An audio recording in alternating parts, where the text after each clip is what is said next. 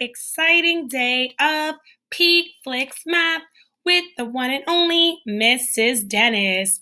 Are you ready for another excellent day of teaching and learning today?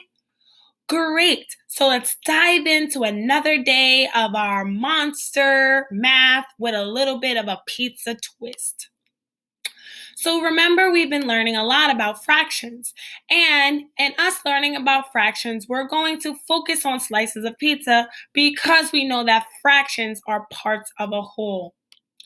But let's go into our objective for today. So let's look at our objective. It says I can place any fraction on a number line with the endpoints of 0 and 1. And today our focus is going to be able to put fractions on a number line where it starts at 0 and ends at 1.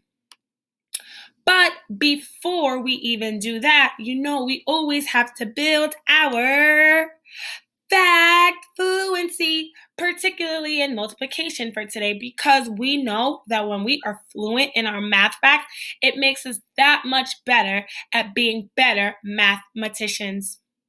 So today, Miss Dennis is going to show you another great strategy to help you with your multiplication facts. But this time, we are going to learn a trick that deals with the eights. So yesterday we focused on sevens, but today Miss Dennis wants to show you a great trick to help you with your 8 times tables. So, do you have your notebook? Great. Do you have your pencil? Great. Or you can have a whiteboard. Excellent. Or you can have a dry erase marker. Great. So now, this is what I would like for you to do. In your notebook or on your whiteboard, I want you to write 0 through 8. But be very careful because you're going to write the number 4 twice. So, what does Miss Dennis mean? This is what I would like for you to do in your notebook. In your notebook, I want you to write 0, 1, 2, 3, 4, 4 again, 5, 6, 7, 8. And you're going to write this kind of like in a column. Okay? Give me a thumbs up if you have this in your notebook. Great. Excellent. So now I would like for you to now start from where you wrote the 8, which is at the bottom. And right next to the 8, starting from the bottom up, I want you to write 0, 2, 4, 6, 8. So you're writing your even numbers from 0 to 8. Okay? Then next to the other 4, you're going to write 0, 2, 4, 6, 8. Okay? So, if you need, look at what Miss Dennis did and check your notebook to make sure. So, by the time you have both of your columns, you're going to have in the first column 0, 1, 2, 3, 4, 4, 5, 6, 7, 8. And then from the bottom up in the next column, you're going to write 0, 2, 4, 6, 8. 0, 2, 4, 6, 8. Okay? You got that? Great. Now, when you are finished, boom, that is your 8 times tables. So if you look at the first 2 numbers together, 8 times 1 is 8. 8 times 2 is 16. 16. 8 times 3 is 24. 8 times 4 is 32. 8 times 5 is 40. 8 times 6 is 48. 8 times 7 is 56. 8 times 9 is 64. 8 times 8, is 64. 8 times 9 is 72, and 8 times 10 is 80. And there is where you have your 8 times tables. And this is a trick that you can always use whenever you have to write your 8 times tables. So now that we learned our trick for today, let's now practice a few problems with our 8 times tables. This time, Miss Dennis is not going to time you because we already have our strategy for today. So I just want you to work on these next few problems. And I'm going to give you a few minutes, okay? Are you ready? Okay, let's look at the first one. 8 times 2. Can you tell me what is 8 times 2? 8 times 2 is 16. Great, right? Because if you looked at our strategy, that would be in the second row. What about this one? 8 times 4. Can you tell me what's 8 times 4? Excellent. I hope you got 32. 8 times 4 is 32. Great. What about the next one? What is 8 times 6? 8 times 6 is... Excellent. 8 times 6 is 48. What about this one? What's 8 times 8? Excellent. 8 times 8 is 64. Isn't math so much fun? And you can continue to use this strategy to help you with your 8 times tables. So now that we focused on our strategies to help us build our fluency, let's go back and look at our objective for today. So read this with me. Are you ready? Okay. I can place any fraction on a number line with the endpoints of 0 and 1. And this is going to be the focus of our lesson for today. And by the end of our lesson, you're going to know how you can put fractions on a number line with the endpoints of 0 and 1. So let's just review, because I know some of you may need to refresh and you're thinking, what is a fraction? Well, remember that a fraction is just part of a whole. Say it with me. A fraction is a part of a whole. Excellent. So when we use fractions on a number line, and Miss Dennis is going to make herself a little smaller so we can see our charts. When you use fractions on a number line, you first have to look at the line and see how many pieces it is divided into of a whole number line. So if we look at our example here, if we count how many pieces are on a number line, I want you to count with me. You ready? Okay, there's 1, 2, 3, 4, 5, 6, 7, 8 pieces of a number line. So the bottom number, as we know, is our denominator. And so the 8 pieces will be at the denominator because that's how many pieces make up the whole number line. Very similar to when we have our whole pizza, but we're just taking it and putting it on a number line. Then, after you count how many parts make up the whole number line, you then are going to try to find the numerator. Can you say numerator? Excellent. And we know that the numerator is the number that is counted.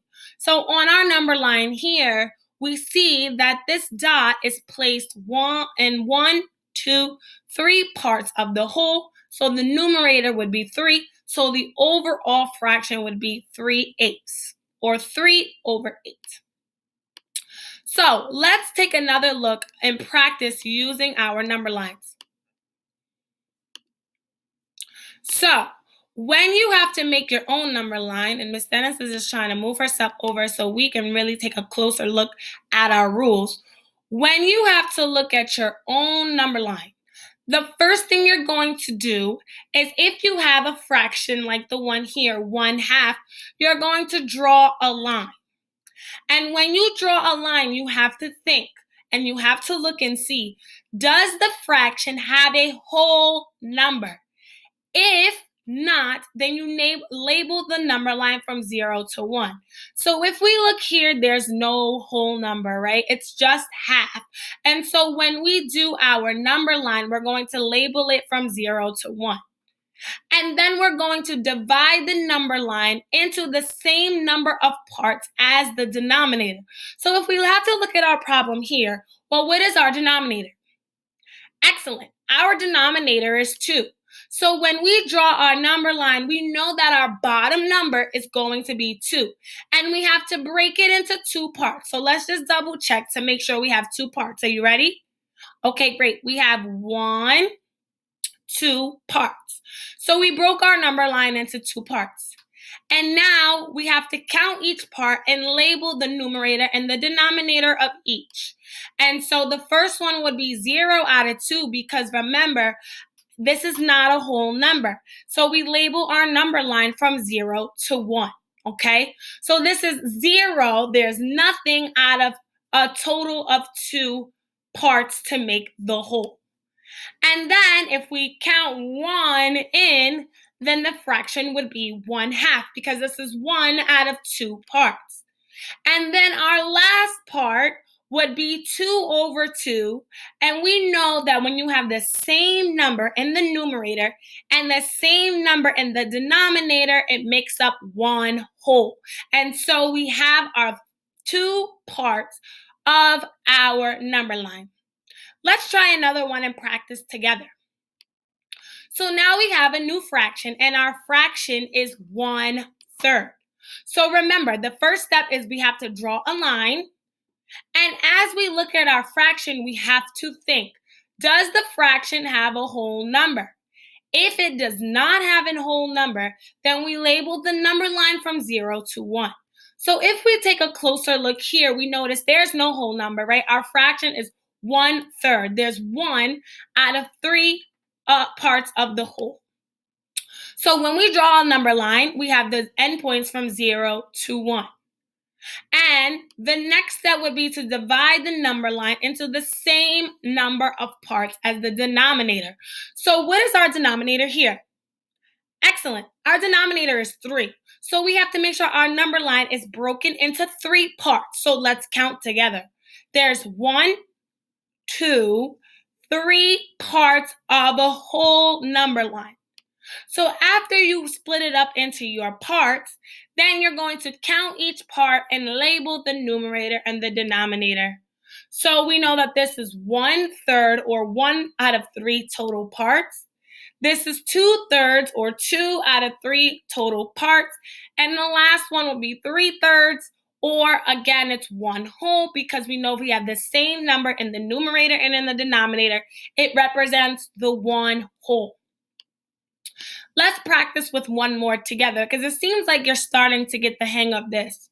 So now we have a fraction and it says 5/8. So we know step 1 is excellent. You draw a line. When you draw the line, before you even draw the line, you have to look at your fraction and you think, does the fraction have a whole number? If it does not, then you label the number line from 0 to 1. If we take a close look at our fraction here, it's not a whole number, right? Because we know that a whole number represents the same number in the numerator and the same number in the denominator. And 5 is less than 8, so we know it's not a whole number. So if I had to draw out my number line, I am going to label it from 0 to 1, and I'm going to part or divide the number line into the number of parts. Because our denominator is 8, that means we need how many parts? Excellent. We need 8 parts. So let's count together. We have 1, 2, 3, 4, 5, 6, 7, 8 parts that make up our whole number line.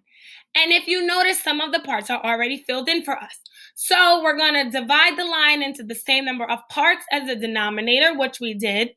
And then you're going to count each part and label the numerator and the denominator at each. So if you notice, this is 1/8 because this is 1 part out of 8.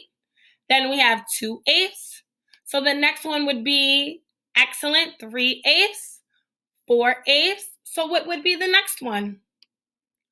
Absolutely. We have 5/8, 6/8, and the very last one is 7/8.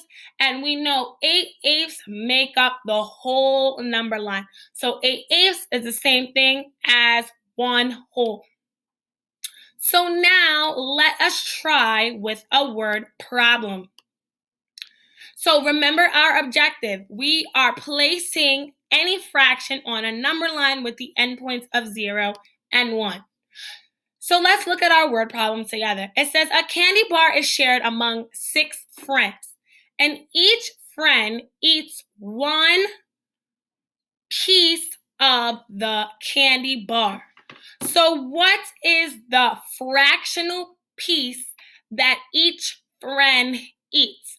Well, I know that my strategy is telling me to draw a number line.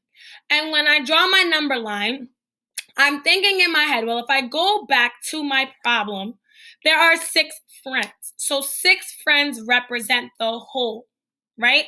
And then they each eat one piece of a candy bar.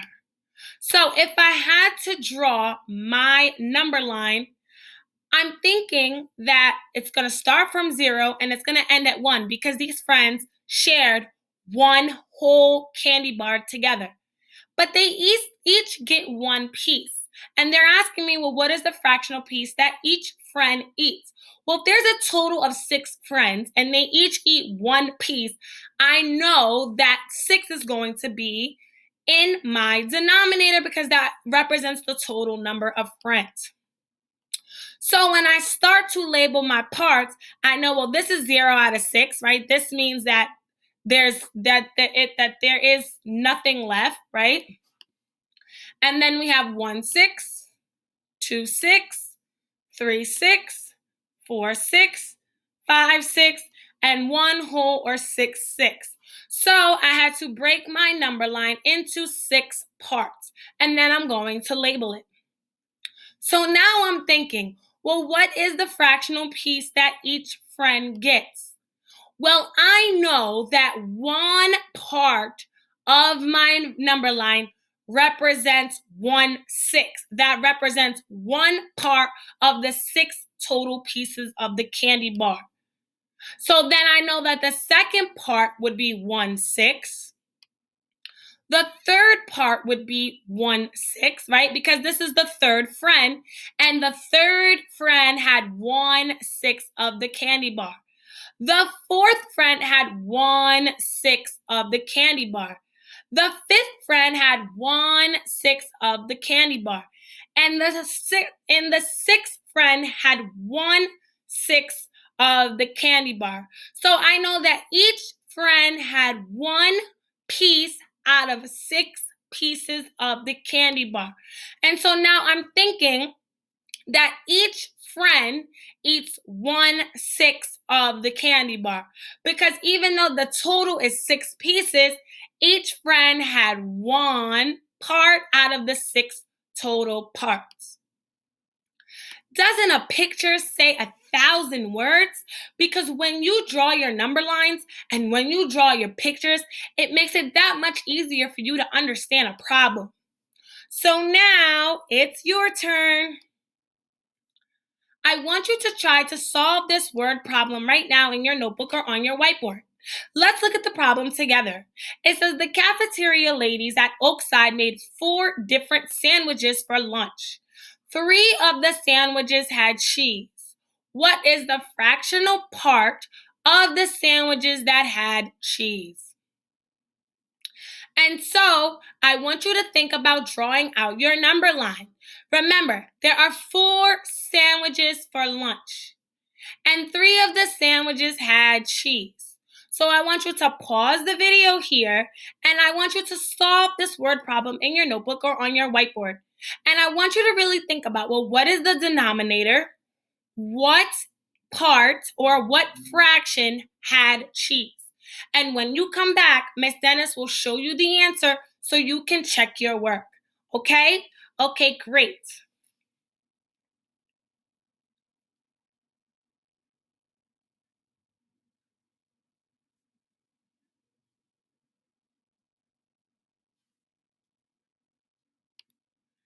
Okay, scholars, welcome back. I hope you paused the video and you drew out your number line to help you solve the problem.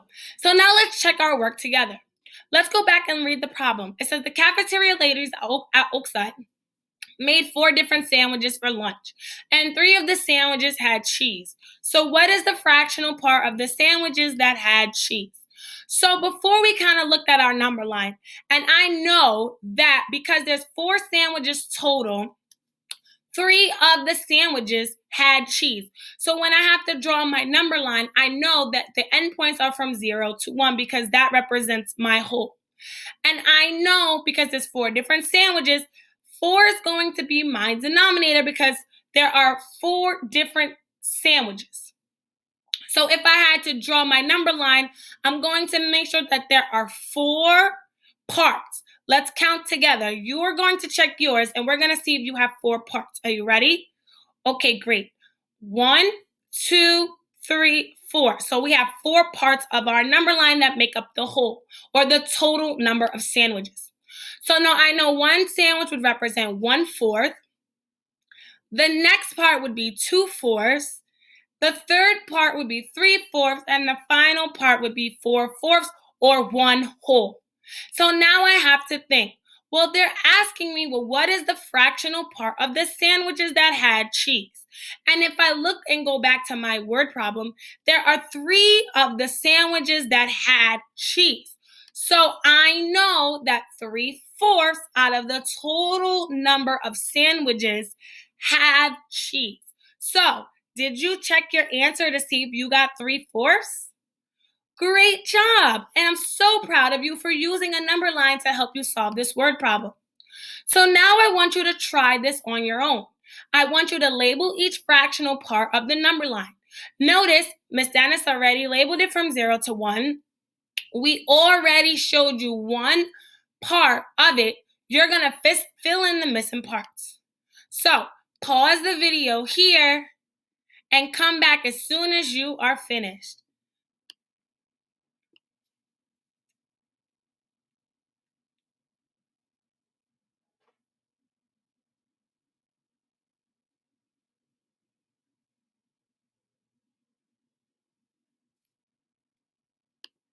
Okay, I also want you to try this one next. Now that you did that problem, I want you to try again, but this time notice there are bigger parts. So I want you to try this one.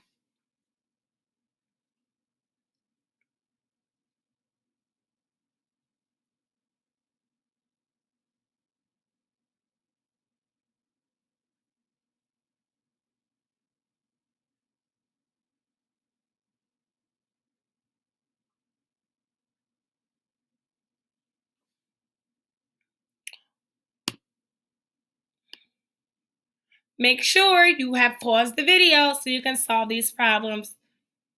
I knew you were going to try to keep watching. But stay tuned because at the end, we're going to show the answers and we're going to check our work. Okay, scholars, I hope you paused the video. Now let's check our work. So you should have your number line. We already had 2/3, so we had to label the other parts. Well, we know when you start at 0, it's 0 out of 3 total, right? There's 3 parts to make the whole, so the denominator is going to stay 3. So now we have to label each part. Well, here's 0 out of 3, 1/3, 2/3, or 3/3, or 1 whole. So make sure you check your work. Excellent. Let's try the next one. So if you look, this time there are 8 parts to make the whole. There's 1, 2, 3, 4, 5, 6, 7, 8 parts that make the whole. So when we have to label our fractional parts, we have 0 out of 8 because it starts at 0. And then we have 1/8.